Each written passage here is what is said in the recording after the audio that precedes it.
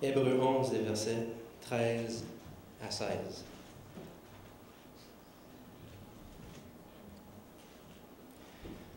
Donc la parole de Dieu nous dit: c'est dans la foi qu'ils sont tous morts, sans avoir obtenu les choses promises. Mais ils les ont vus et salués de loin, reconnaissant qu'ils étaient étrangers et voyageurs sur la terre. Ceux qui parlent ainsi montrent qu'ils cherchent une patrie. S'ils avaient eu en vue celle d'où ils étaient sortis, ils auraient eu le temps d'y retourner. Mais maintenant, ils en désirent une meilleure, c'est-à-dire une céleste. C'est pourquoi Dieu n'a pas honte d'être appelé leur Dieu, car il leur a préparé une cité. Que l'Éternel bénisse sa parole.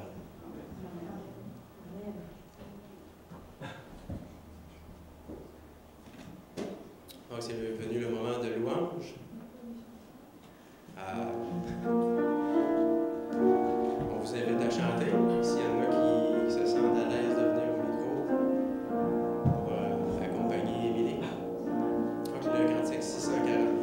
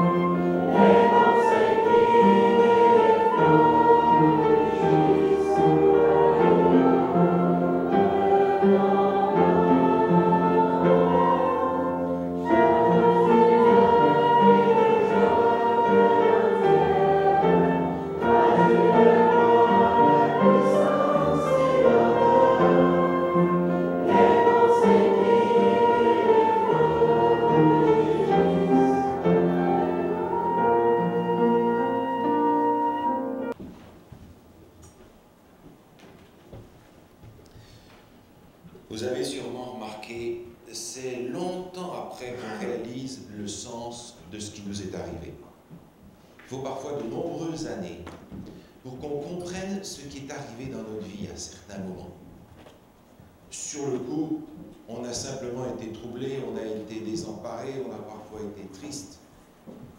Mais ce n'est que des années plus tard qu'on comprend le sens de ce qui est arrivé dans notre vie et qu'on reconnaît que le Seigneur avait sa main justement dans cette affaire-là. Jésus l'avait dit à ses disciples. Vous vous souvenez ce que Jésus disait? En fait, c'est Jean qui le remarque dans l'Évangile. Et il dit, lorsque Jésus fut ressuscité des morts, ses disciples se souvinrent qu'il avait dit cela. Et ils crurent à l'Écriture et à la parole que Jésus avait dite. Jésus leur a dit beaucoup de choses, mais ce n'est que longtemps après qu'ils ont réalisé ce que Jésus avait réellement enseigné. Dans notre vie, comme dans la vie des disciples, comme dans la vie du peuple d'Israël, c'était souvent comme ça. Sur le moment, ils vivaient des événements difficiles, des événements troublants, souvent même des événements dramatiques. Mais ce n'est que longtemps après, beaucoup plus tard, qu'ils ont compris le sens de ce qu'ils vivaient. Et j'aimerais ce matin, avec vous, revoir 50 jours dans l'histoire d'Israël. 50 jours qui ont été remplis, compacts, d'événements que les Hébreux n'ont pas compris. Ils les ont véritablement subis, sans comprendre la portée incroyable que ces événements pouvaient avoir pour eux. Mais j'aimerais que, au travers des Écritures, nous puissions relire ces 50 jours et comprendre le sens, non seulement qu'ils avaient pour eux, mais le sens qu'ils ont aujourd'hui pour nous. Vous vous souvenez, le peuple d'Israël est en Égypte. Moïse leur a été envoyé pour les libérer, mais pour le moment, ils n'ont pas encore vu de libération. Ils ont simplement vu des plaies qui tombent sur l'Égypte. Ils ont vu leur travail encore plus dur et pénible qu'avant parce qu'on leur a infligé des peines supplémentaires, tout simplement parce qu'ils voulaient s'en aller. Pour l'instant, ils n'ont toujours rien vu. Mais finalement arrive la 10e plaie. Et c'est en relation avec cette 10e plaie que la libération va avoir lieu. 10e plaie pour les uns, mais pour les autres, célébration pour la première fois de la Pâque. Alors ouvrez vos Bibles, si vous voulez, dans le livre de l'Exode au chapitre 12. Nous n'allons pas relire ce matin le chapitre entier, ce qui serait intéressant, parce que là se trouvent racontés tous les détails de cette célébration de la première Pâque. Cependant, j'aimerais relire quelques versets avec vous. Au verset 3, par exemple, il est dit « Parle à l'assemblée d'Israël et dites, le 10e jour de ce mois, on prendra un agneau pour chaque famille, un agneau pour chaque maison. » Et un peu plus loin, verset 5, ce sera un agneau sans défaut, mâle, âgé d'1 an. Vous pourrez prendre un agneau ou un chevreau. Vous le garderez jusqu'au 14e jour de ce mois, et toute l'assemblée d'Israël l'immolera entre les 2 soirs. On prendra de son sang, on en mettra sur les 2 poteaux et sur le linteau de la porte de la maison, et on le mangera. La première Pâque, avec les instructions pour la célébrer.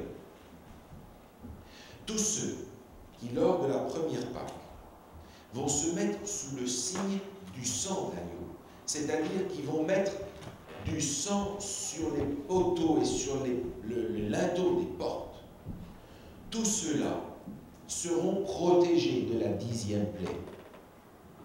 Vous vous souvenez, on leur avait dit, prenez la Pâque à la hâte, le bâton à la main, prêt à partir.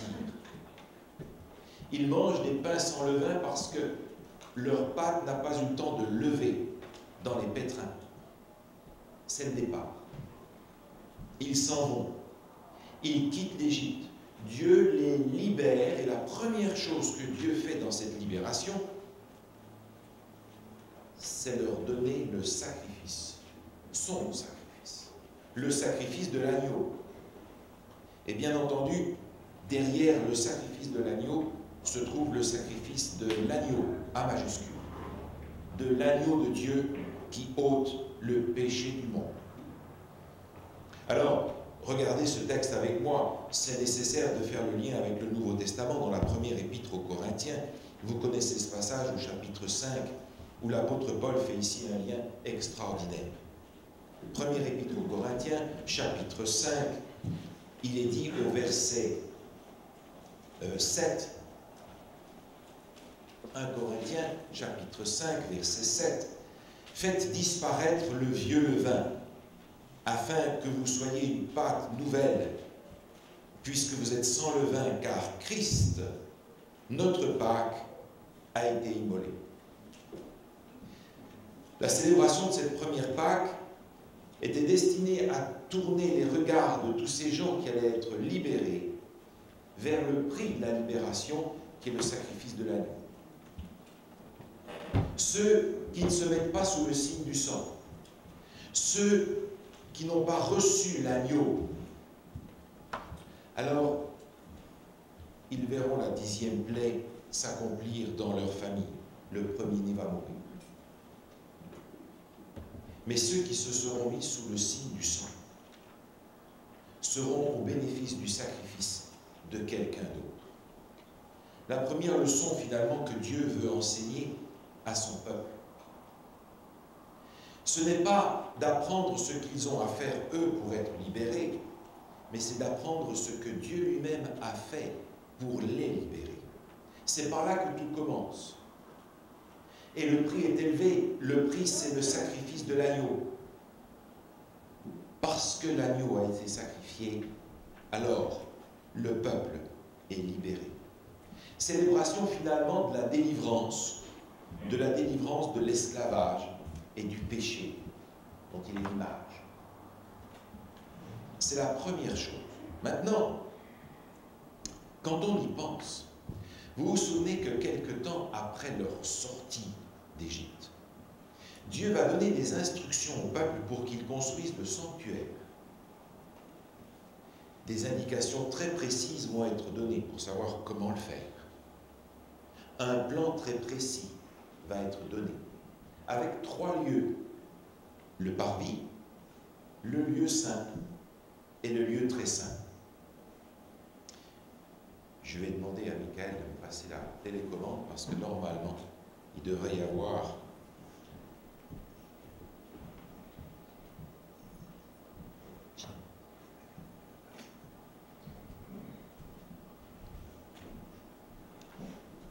image suivante. Suivante. Voilà. Le sanctuaire qui va être construit dans le désert, en fait, c'est une immense parabole, c'est une immense image. Lorsque le peuple hébreu vit la première Pâque, ils sont confrontés au sacrifice. Le sacrifice de l'agneau. Et quand on y pense et qu'on rentre dans le sanctuaire, c'est la première chose à laquelle on est confronté. L'autel des sacrifices. Tous les sacrifices qui sont faits sur l'autel des sacrifices, tournent les regards vers le sacrifice, celui de l'agneau de Dieu qui ôte le péché du monde. L'autel des sacrifices, finalement, c'est la Pâque. C'est la compréhension de ce que Dieu fait en Jésus-Christ pour nous sauver. Tout commence par là. Ça ne commence pas par ce que l'on est capable de faire pour se libérer soi-même. Ou ça ne commence pas non plus par ce que Dieu nous demande de faire pour qu'il accepte de nous libérer. Ça commence par ce que Dieu fait en Jésus-Christ pour nous libérer. C'est l'autel des sacrifices qui se trouve dans le parvis, juste devant la porte. C'est la première chose à laquelle on est confronté quand on rentre dans le sanctuaire. Maintenant, le peuple s'en va. Ils quittent en grand nombre, avec leurs femmes, avec leurs enfants, avec leur bétail, avec leurs affaires. Ils partent même avec tout ce que les Égyptiens leur donnent, en leur disant, écoutez, prenez tout ça, on ne veut plus vous voir, sauvez-vous. Ils vont partir chargés. Et c'est d'ailleurs grâce à ce chargement d'or, d'argent, de peau et de toutes sortes de matériaux que le sanctuaire va être construit un peu plus tard. Et ils s'en vont. Ils s'en vont et ils rencontrent un premier obstacle, la mer Rouge. Pas possible à traverser. Mais le plus grand obstacle est derrière, c'est que Pharaon a changé d'idée, il est en train de perdre sa main-d'œuvre à bon marché et il décide d'aller la rechercher. Il a envoyé l'armée, si bien que le peuple d'Israël se trouve maintenant avec la mer Rouge devant et l'armée des Égyptiens derrière. Alors il crie et dit, ça y est, c'est fini. Dieu nous dit qu'il nous a libérés, mais en fait, c'est la fin. Soit noyé, soit tué par l'épée. Alors l'histoire continue, et on a cette histoire dans le livre de l'Exode au chapitre 14, vous vous en souvenez, où le peuple panique littéralement devant la situation. Ils sont désespérés. Et là, tout d'un coup, il va se passer quelque chose. Regardez au verset 13. Exode chapitre 14, au verset 13, il est dit, Moïse répondit au peuple, ne craignez rien, restez en place et regardez la délivrance que l'Éternel va vous accorder en ce jour. Car les Égyptiens que vous voyez aujourd'hui, vous ne les verrez plus jamais. L'Éternel combattra pour vous et vous gardez le silence. De la part de Dieu, Moïse est en train de leur dire, ne paniquez pas. Regardez la délivrance que Dieu va vous donner. Et vous vous souvenez de ce qui se passe. La mer Rouge s'ouvre. Le peuple peut traverser à sec. Combien de temps ça va prendre, je ne sais pas, mais le peuple va traverser à pied sec. Et quand tout le monde est passé, Pharaon se dit, moi aussi je peux y aller. Et il y va. Courageux, n'est-ce pas? Et la mer Rouge se referme. Réalisant par là ce que Moïse avait annoncé de la part de Dieu, ces Égyptiens, vous ne les verrez plus jamais. Délivrance. Maintenant, le Nouveau Testament nous en parle encore. Regardez dans la première épître de Paul aux Corinthiens au chapitre 10. Première épître de Paul aux Corinthiens au chapitre 10. Au verset 1er, il est dit ceci. Première épître aux Corinthiens, chapitre 1er, au verset 10. Frères, je ne veux pas que vous ignoriez que nos pères ont tous été sous la nuée, qu'ils ont tous passé au travers de la mer, qu'ils ont tous été baptisés en Moïse dans la nuée et dans la mer, qu'ils ont tous marché, qu'ils ont tous mangé, le même aliment spirituel et qu'ils ont tous bu le même breuvage spirituel, car ils buvaient à un rocher spirituel qui les suivait, et ce rocher, c'est Christ. L'apôtre Paul comprend ce passage de la mer Rouge comme étant un baptême. Ils ont été baptisés. Ils sont passés dans la mer Rouge. Remarquez qu'il n'a pas plu sur eux pour qu'ils soient baptisés. Ils sont passés dans la mer Rouge. Mais ici, quelque chose d'intéressant. Parce que si vous rentrez dans le sanctuaire et que vous regardez juste ce qu'il y a derrière l'autel des sacrifices, vous allez découvrir la cuve des ablutions. Cette cuve se trouve entre l'autel des sacrifices et l'entrée même du sanctuaire.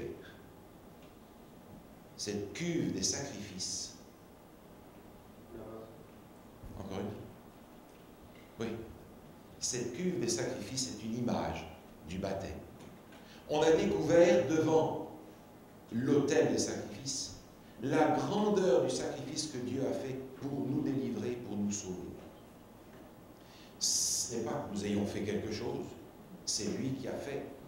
Et maintenant, nous voulons répondre à ce qu'il a fait et nous acceptons. Nous acceptons le baptême, nous acceptons de mourir à nous-mêmes, nous acceptons d'être délivrés du péché par sa grâce. Autrement dit, cette deuxième étape dans leur sortie d'Égypte correspond au deuxième meuble que l'on trouve dans le sanctuaire, c'est-à-dire la cuve des ablutions qui représente le baptême. Cette étape, sans aucun doute, ils ne l'ont pas comprise comme telle lorsqu'ils l'ont vécue. Mais le Nouveau Testament nous donne cette perspective extraordinaire qui nous permet de comprendre que, en fait, notre réponse dans le baptême n'est jamais que la réponse de celui qui, confronté à la croix, est écrasé par la grandeur du sacrifice qui a été fait pour lui. Alors, il accepte aussi de mourir à lui-même. La cuve des ablutions, image du baptême, c'est ce que le peuple d'Israël a vécu en traversant la mer Rouge. Ils arrivent de l'autre côté, et vous vous souvenez que Myriam va chanter ce cantique de délivrance qui est rapporté dans le livre de l'Exode, au chapitre 15. Ce cantique, d'ailleurs, va trouver un écho dans le chant de l'agneau, dans le livre de l'Apocalypse. C'est aussi un chant de délivrance. Le cantique de Moïse et de l'agneau. C'est la réplique de ce chant, mais cette fois-ci, non plus pour ceux qui viennent de traverser la mer Rouge, mais pour ceux qui s'apprêtent à entrer dans la terre promise. Maintenant, le peuple hébreu de l'autre côté sur la terre ferme, vit quelque chose de tout à fait particulier. Regardez dans le livre de l'Exode au chapitre 13. Exode chapitre 13, une indication nous est donnée là sur ce qui se passe ensuite. Exode chapitre 13, au verset 20, il est dit ceci. Exode chapitre 13, verset 20. Ils partirent de Sukkot et ils campèrent à Étam, à l'extrémité du désert. L'Éternel allait devant eux le jour dans une colonne de nuée pour les guider dans leur chemin, et la nuit dans une colonne de feu pour les éclairer afin qu'ils marchent jour et nuit. Le Seigneur va se manifester à eux d'une façon spéciale. Une colonne de feu pendant la nuit, une colonne de nuée pendant le jour. Dans le Nouveau Testament, on va avoir le même phénomène, mais cette fois-ci, non pas pour le peuple dans son entier, mais pour des individus. Souvenez-vous, à la Pentecôte, des lampes de feu vont se poser sur la tête de ceux qui vont recevoir l'action du Saint-Esprit d'une manière particulière. Souvenez-vous, lorsque Jésus a été baptisé, l'évangéliste nous dit quelque chose comme une colombe s'est manifestée au-dessus de sa tête. La voilà cette nuée qui est au-dessus de Jésus au moment où il est baptisé. Manifestation de l'action du Saint-Esprit. Mais maintenant, lorsque nous entrons dans le lieu saint du tabernacle, on rencontre à gauche le fameux chandelier à 7 branches. Il n'y avait pas de prise électrique pour le brancher. Il marchait à l'huile, une huile bien spéciale, une huile d'olive bien pure. Mais l'huile dans les Écritures, c'est une image du Saint-Esprit. De manière à ce que ce chandelier puisse éclairer. Dans le texte, il est dit qu'il est placé en face de la table où se trouvent les pains. Et on va voir dans un instant pourquoi. Le peuple d'Israël reçoit à ce moment-là cet éclairage qui vient de Dieu, cette manière par laquelle Dieu veut conduire son peuple. C'est en effet par son esprit que le Seigneur veut conduire son peuple. Et remarquez, la lumière sur ce chandelier devait brûler constamment. Regardez dans le livre du Lévitique au chapitre 24. Lévitique chapitre 24. Des instructions sont données ici aux sacrificateurs concernant le chandelier, et il est dit au verset 4, « Il arrangera les lampes sur le chandelier d'or pur pour qu'elles brûlent continuellement devant l'Éternel. » Cette lumière, elle est constante. D'ailleurs, le texte de tout à l'heure nous disait que Dieu dirigeait son peuple de jour et de nuit, constamment. Cette lumière dans le temple brille en permanence. Le Seigneur a accordé son esprit pour nous conduire. Parce que lorsque nous avons été baptisés au nom du Père, du Fils et du Saint-Esprit. Il se manifeste maintenant pour conduire notre vie, pour éclairer notre vie. De la même manière, Dieu se manifestait à son peuple pour le conduire dans le désert, de façon à ce qu'il puisse marcher. Nous sommes nous aussi invités à marcher. La vie chrétienne est représentée par une marche. L'apôtre Paul, dans l'épître aux Éphésiens, disait « Je vous exhorte donc, moi, le prisonnier dans le Seigneur, à marcher d'une manière digne de la vocation qui vous a été adressée. » Comment pouvons-nous marcher? Parce que le Saint-Esprit nous conduit et nous guide dans cette marche avec le Seigneur, après avoir été libérés de l'esclavage du péché. Maintenant, le peuple continue son chemin, et il y a un problème majeur, c'est qu'ils sont au désert. Et au désert, il n'y a pas grand-chose à manger. Alors Dieu va faire quelque chose de spécial pour son peuple. Vous tournez quelques pages dans le livre de l'Exode au chapitre 16, Et il y a là tout un chapitre qui nous raconte comment Dieu va nourrir son peuple avec, si vous permettez cette expression, le pain du ciel. Lisons, voulez-vous, juste quelques versets dans Exode chapitre 16, à partir du verset 14. Il est dit, quand cette rosée fut dissipée, il y avait à la surface du désert quelque chose de menu comme des grains, quelque chose de menu comme la gelée blanche sur la terre.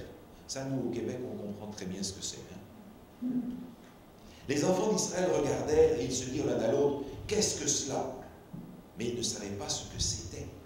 Moïse leur dit, « C'est le pain que l'Éternel vous donne pour nourriture. » Les Hébreux et les petits Hébreux ouvrent la porte de leur tente le matin et ils disent « Mana, mana, mana ». Ce qui veut dire « C'est quoi? C'est quoi ?»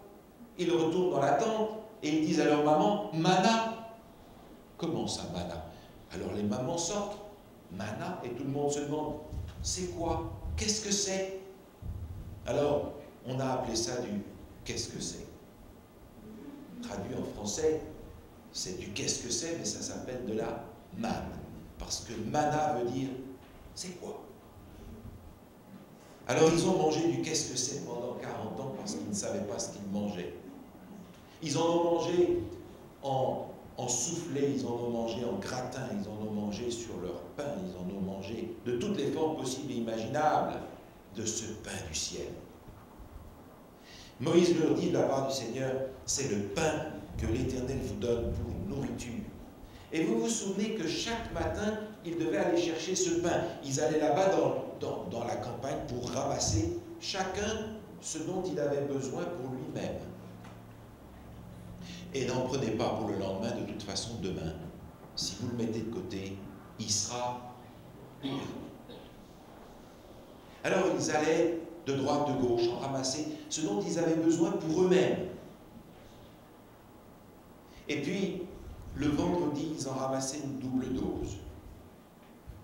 Pour vendredi et pour sabbat, parce qu'il n'y en avait pas dans la campagne. Curieusement, lorsque vous entrez dans le sanctuaire, qu'ils vont construire quelque temps plus tard, vous avez à gauche, en entrant, le chandelier dont on a parlé. Mais à droite, vous avez la table des pains. Et le texte nous dit que le chandelier est en face pour éclairer la table des pains. Parce qu'effectivement, le Saint-Esprit est destiné à éclairer notre compréhension du pain spirituel que Dieu nous donne, qui est sa parole. Comment est-ce que nous nourrissons-nous? Comment nous nourrissons-nous aujourd'hui spirituellement? Par la parole de Dieu, la parole écrite qui nous conduit à la parole vivante, qui est Jésus-Christ. Mais encore une fois, cette manne, il fallait la recueillir tous les jours. On ne pouvait pas faire de provisions. Pas question de faire un gros repas une fois par semaine et comme ça économiser le temps des repas pour le reste de la semaine. Non, non, c'est tous les jours. Et on ne peut pas en prendre pour les autres, il faut en prendre pour soi-même. De la même manière, nous sommes invités à nous nourrir tous les jours de cette parole.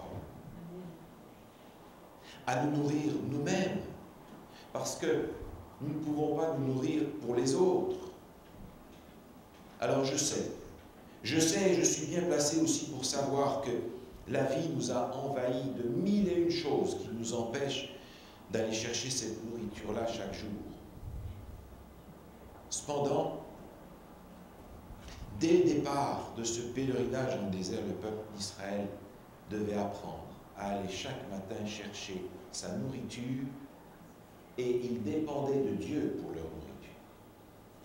De la même manière, nous dépendons du Seigneur pour notre nourriture spirituelle chaque jour.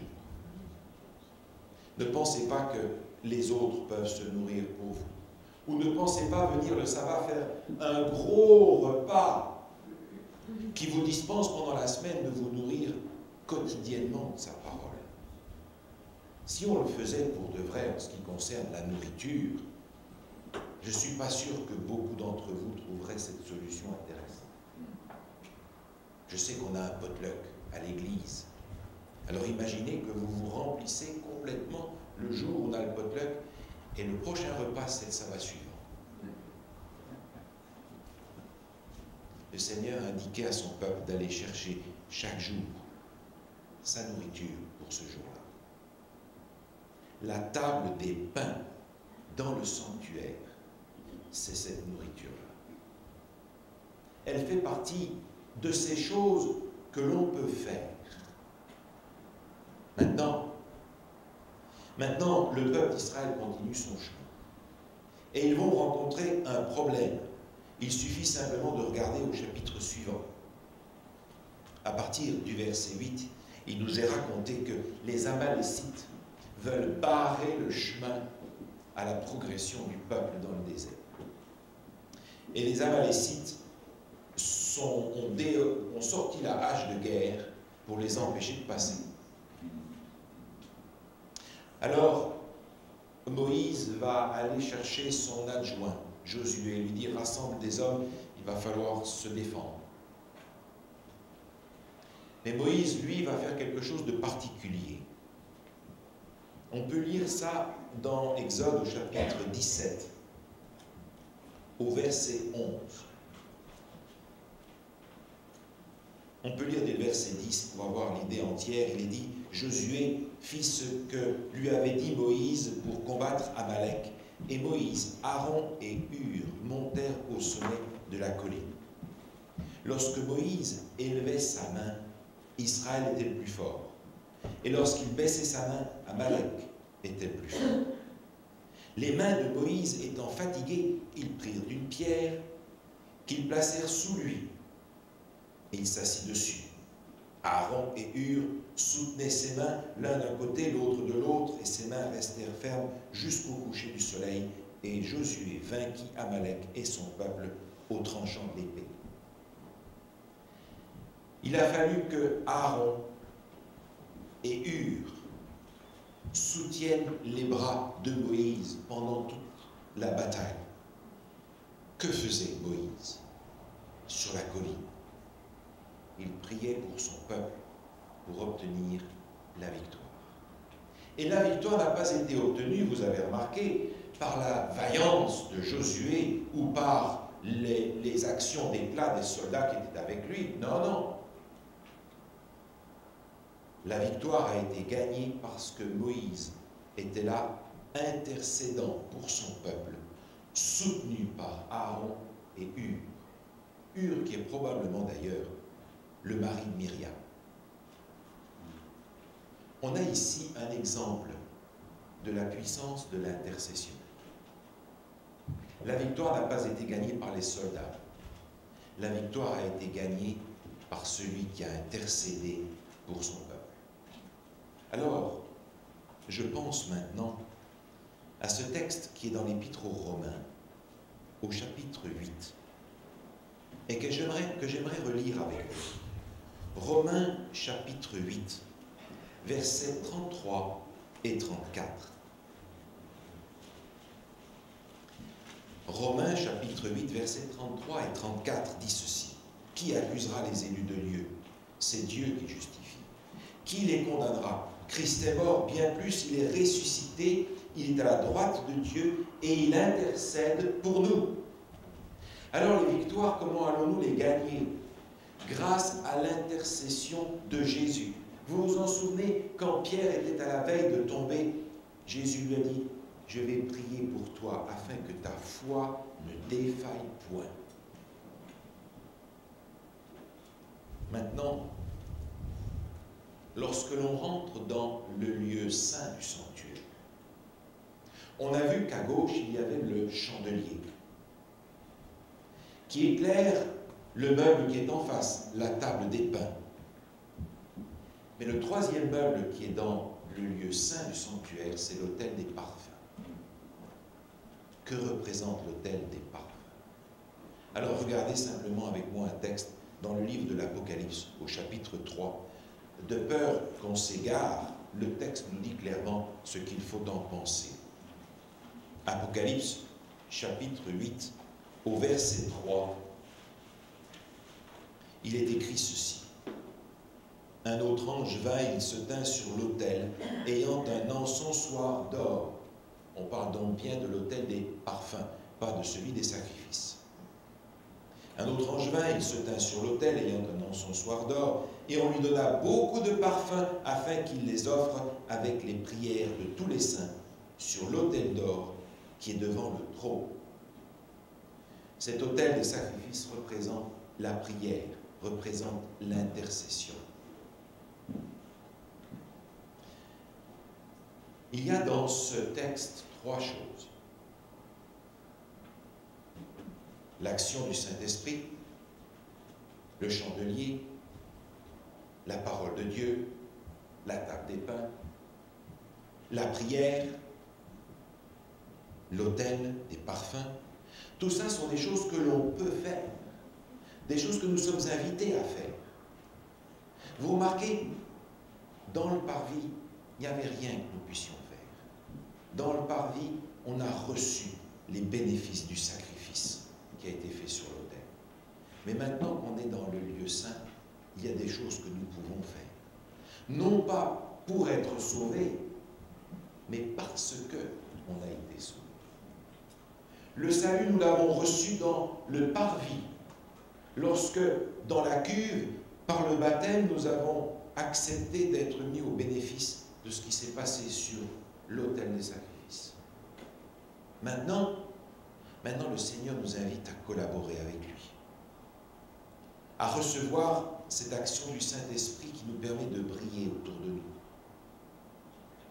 à utiliser la nourriture qui nous est donnée chaque jour dans sa parole, à intercéder pour obtenir la victoire pour nous et pour les autres. C'est exactement finalement le parcours de ce peuple qui va d'Égypte jusqu'au Sinaï, 50 jours. Alors, le peuple continue. Et finalement, dans le livre de l'Exode au chapitre 19, nous retrouvons le peuple hébreu qui arrive au pied du mont Sinaï. Il y a 50 jours, ils ont quitté l'Égypte et ils ont fait ce parcours. Dans ce parcours, ils ont vécu plusieurs épreuves à leurs yeux, qui étaient en réalité des étapes, des images du plan même du salut pour l'humanité entière. Maintenant qu'ils arrivent au pied du Sinaï, Dieu leur propose quelque chose. Regardez par exemple ce texte dans Exode chapitre 19, à partir du verset 3. Moïse monta vers Dieu et l'Éternel l'appela du haut de la montagne en disant « Tu parleras ainsi à la maison de Jacob et tu diras aux enfants d'Israël « Vous avez vu ce que j'ai fait à l'Égypte et comment je vous ai porté sur des ailes d'aigle et amené à moi. Maintenant, si vous écoutez ma voix et si vous gardez mon alliance, vous m'appartiendrez entre tous les peuples, car toute la terre est à moi. Vous serez pour moi un royaume de sacrificateurs et une nation sainte. Voilà les paroles que tu diras aux enfants d'Israël. » Arrivé au pied du Sinaï, Dieu leur dit « J'aimerais maintenant faire avec vous une alliance spéciale, particulière. » Une alliance a déjà été traitée lorsque vous avez traversé la mer Rouge. Mais maintenant, j'aimerais que vous soyez un peuple à part, une nation sainte, un sacerdoce royal, de manière à ce que vous puissiez annoncer les vertus de celui qui vous a appelé en Jésus-Christ, de manière à ce que vous puissiez servir aussi les autres nations qui ont besoin de découvrir le Dieu qui vous a libéré et qui vous a sorti d'Égypte. Alors la question se pose, est-ce que vous voulez être ce peuple à part? Et dans les versets qui suivent, le peuple dit, nous ferons tout ce que l'Éternel a dit. Or, ils ne se rendaient pas compte qu'ils n'y arriveraient pas. Mais ils ont choisi d'accepter cette alliance. Et vous tournez une page, vous arrivez à Exode chapitre 20. Et vous avez là le contrat le texte du contrat de cette alliance. Remarquez une chose, dans ce texte des 10 paroles, des 10 commandements, il y a quelques mots au début qui sont d'une importance extrême. Quand on demande quel est le premier commandement, la réponse que l'on reçoit inévitablement c'est « Tu n'auras pas d'autre Dieu devant ma face ». Mais je regrette de vous dire que le texte ne commence pas comme ça. Prenez Exode 20 et regardez au verset 1er, il est dit « Alors Dieu prononça toutes ces paroles en disant, ouvrez les guillemets, je suis l'Éternel ton Dieu qui t'ai fait sortir du pays d'Égypte de la maison de servitude. Tu n'auras pas d'autre Dieu devant ma face. » Les commandements que Dieu donne ne sont pas ces commandements que je dois accomplir pour être sauvé. Ce sont ceux que j'accomplis parce que j'ai été sauvé pour commencer. En fait, Dieu dit, c'est moi qui t'ai sauvé. Tu ne peux pas avoir un autre Dieu que moi, voyons. Qui d'autre peut te délivrer? Qui d'autre peut te sauver? Et souviens-toi du prix que j'ai payé pour te sortir d'Égypte, pour te délivrer du péché et de son esclavage.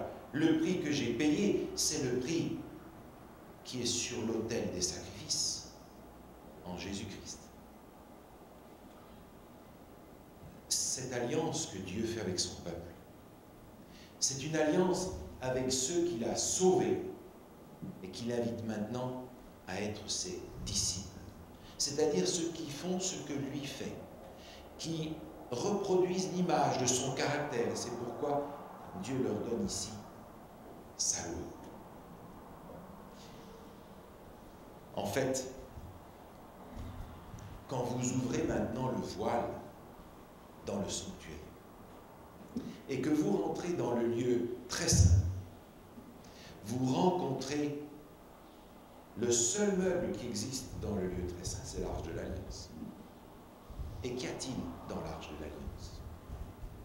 Les 2 tables de pierre, écrites du doigt de Dieu, où se trouvent les 10 commandements que nous pouvons lire aujourd'hui dans Exode chapitre 20.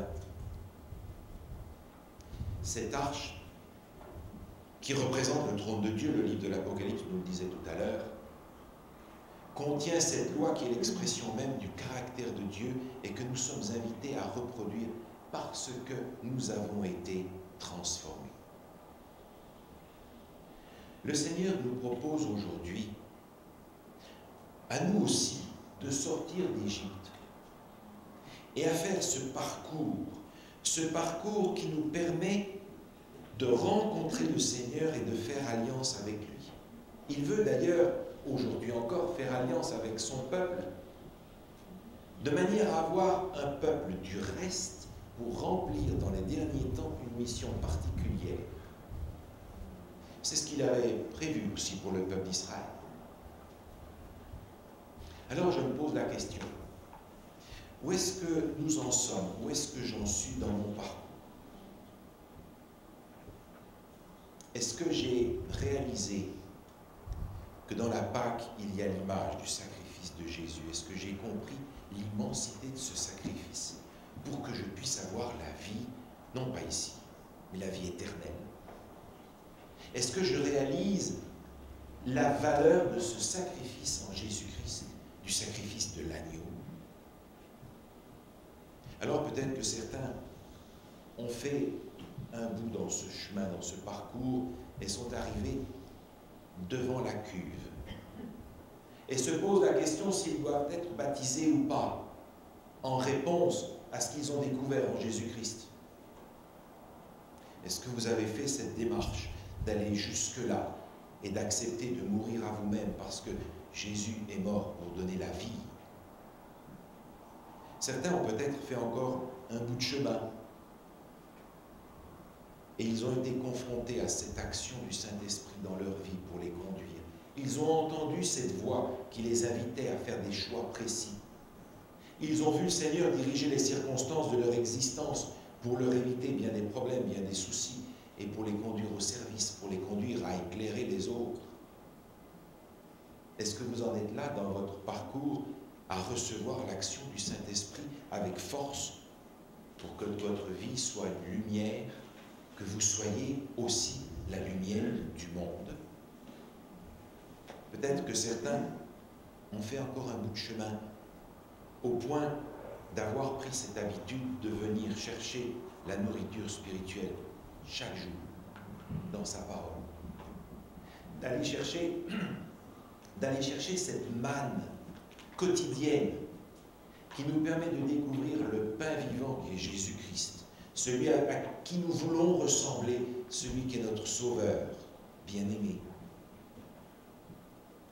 Et puis, est-ce que l'intercession est aussi notre habitude quotidienne? Le temps passé dans la prière. Je ne parle pas du moment où l'on prie avant le repas pour dire merci pour ces aliments.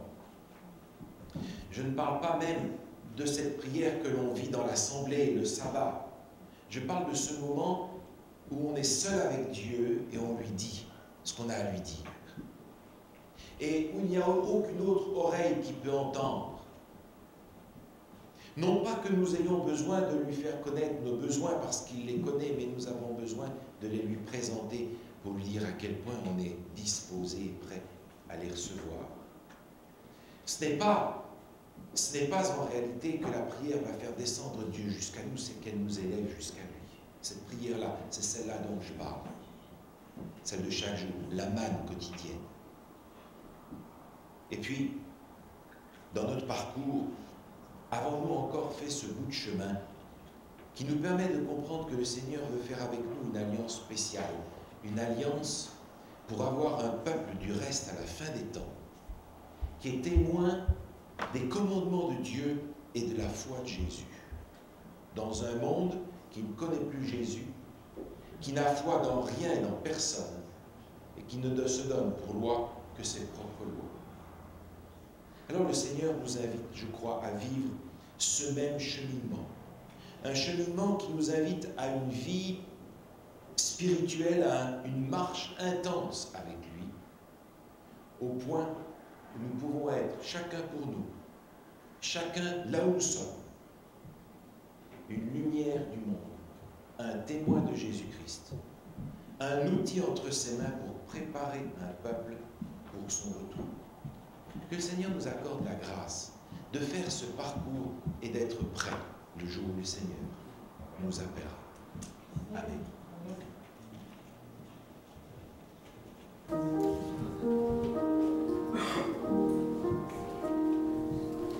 Je vous invite à vous lever pour le dernier cantique. Adonne à mon âme.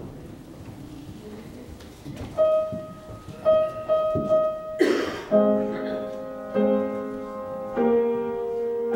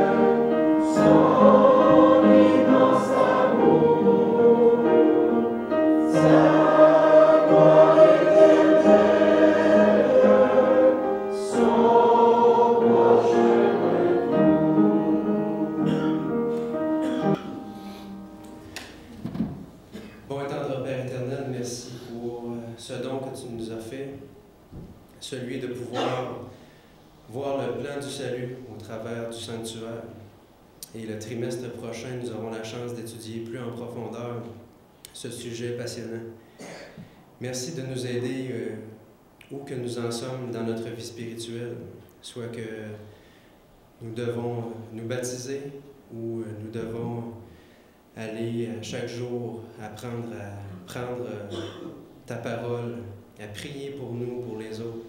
Accompagne-nous où nous en sommes pour ultimement nous offrir en sacrifice une consécration totale à toi.